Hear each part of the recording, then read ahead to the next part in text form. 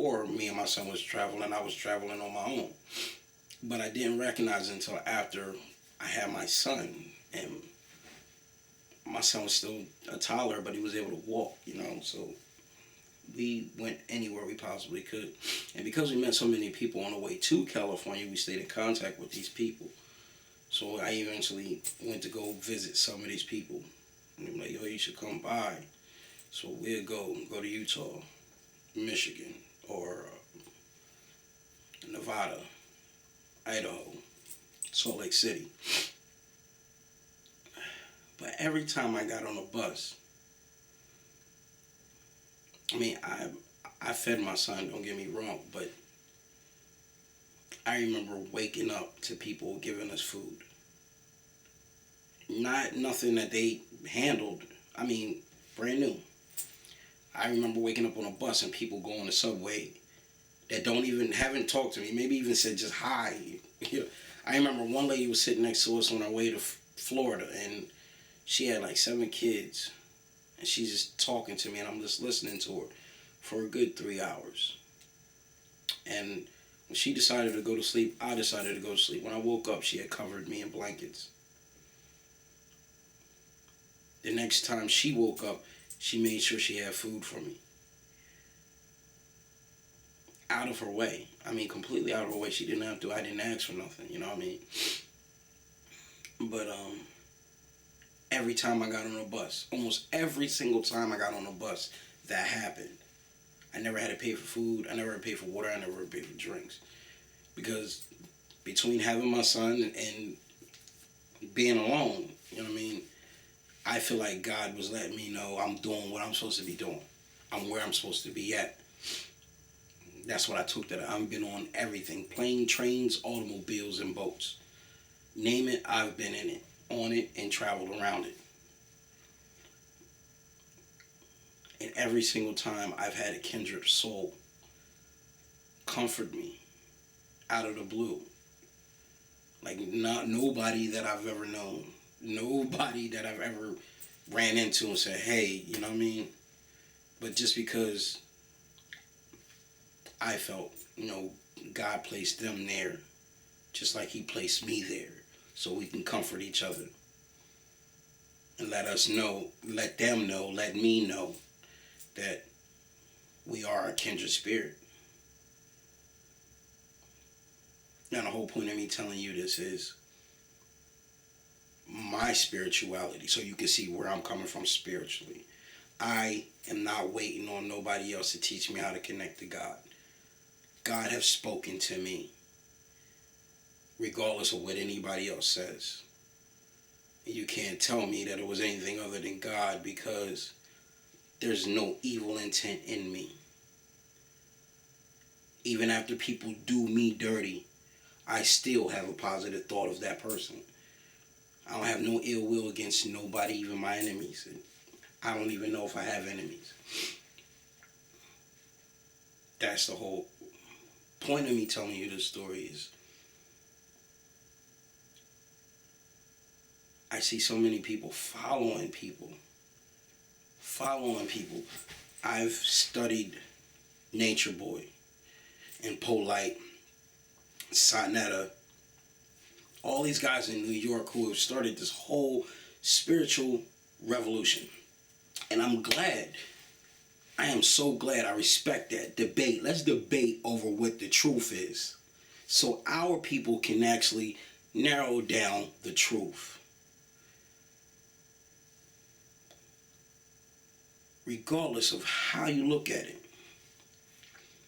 we've been handed a message from our slave masters. And yes, I say ours, because the same people that oppressed us as slaves are oppressing us as employees. And if you can't see that for yourself, then you're a slave to the system. And that's just 100. You don't want to see it because you choose not to see it. Regardless of how rich you are, all of them are slaves. Jay-Z still got to go talk to somebody. Russell Simmons, Oprah, all them people got to answer to somebody. All of them answer to somebody who has something either over their heads or know something that they don't know. And I'm saying, if you're not spiritually connected, you're just another pawn on their chest. Like, straight up and down. And only way we can progress into making this world into a better world. I'm not saying better for any specific race. I'm saying better for everyone. I have my conflicts when it comes down to racism. But I don't hate the color. I hate the perspective. I hate the fact that they think they know us so well that we all the same. And then you got brothers like Nature Boy who go do this cult stuff and make us look bad. You got the gangster image that was given to us. We knew nothing about being gangster until it was quantified here in America. Where did the gangster image come from? Because the first gangster image that I can remember seeing was Bonnie and Clyde. Bonnie and Clyde was gangster. Two white people. Then that trickled down into us now. When they came here and they got tired of not getting the things that they wanted, they started to take. Great Depression. The Irish, I know for a fact, Uplanders were killing the Downlanders or the Marshlanders. And yes, there was war everywhere, but war was totally different back then. We had a whole governed system. My best warrior versus your best warrior. And not even to the death. Just best that man. It wasn't until greed kicked in and it was our whole tribe is just going to swarm their whole tribe and take over. And then on that level, that came from somewhere else. Somebody else told our people that. Our people had too much to lose. Or otherwise, we'd have just thrown everybody into the war. You know what I'm saying? Which makes sense to me. I can't speak for anybody else. But brother polite, educated man, I'm hearing, I don't know this man personally, I'm just saying I'm hearing it's a scam. You got Settlemeyer, who is a black racist against his own black people, who scams. He do a fraud, he does a scamming by making you pay for something, then giving you your refund, but not all your refund back. But not only that, he hate black people. He talk trash about black people like white white racists do. And that's the only reason why he got any kind of platform anyway. But my personal opinion is we melanated people, those that have melanin in their skin, were oppressed. And what people ain't trying to understand is, regardless of how much you think slavery is over, we're still fighting for our freedom. We're still fighting for our rights. We're still fighting for everything that everybody else has. From the gate. The minute a foreigner comes in there, he got rights. We still fighting for those rights. We're still fighting for the right to even be considered civil. We're still fighting for something that everybody think Martin Luther King has already won. And everybody don't understand that Martin Luther King's movement did nothing. It did nothing at all. You may change some laws, but you got a lot more laws to change before it actually take effect. Or otherwise, the people that are dying and have been dying because of people's ignorance wouldn't have happened. They still killing us the same way they were killing us when Martin Luther King was there. That's why everybody need to pay attention to what Martin Luther King said after the I Had a Dream speech. He said, we're immigrating into a burning building. Bro, you still immigrated us here. We still here. And the sad thing is, the land belonged to us.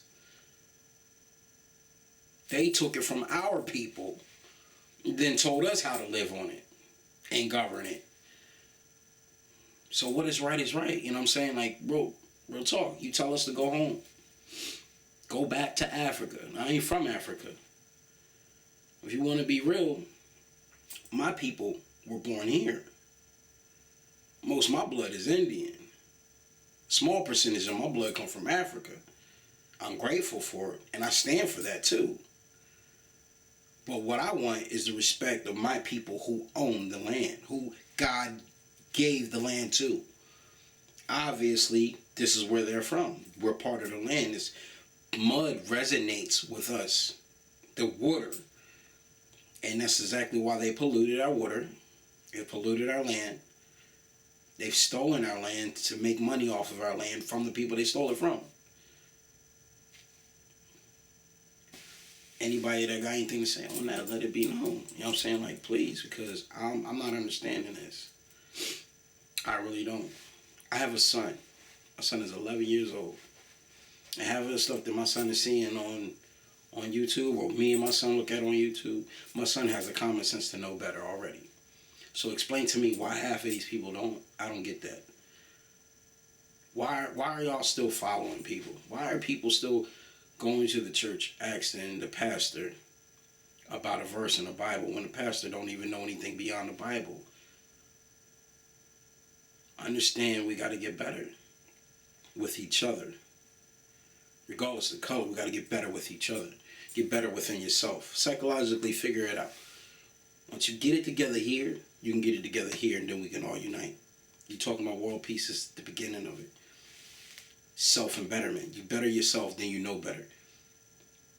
I see a lot of preachers out here who don't know better, and they feed back into the natural person that they are. Anger, ignorance, and stupidity. Obviously, you need to sit down and get back into meditating or back into whatever religious oneism that you need to get into so you can understand you're supposed to be above that. You're supposed to be a man of moral means and lead by example. Ain't nobody supposed to go to another person and say, yo, do what I say and not as I do.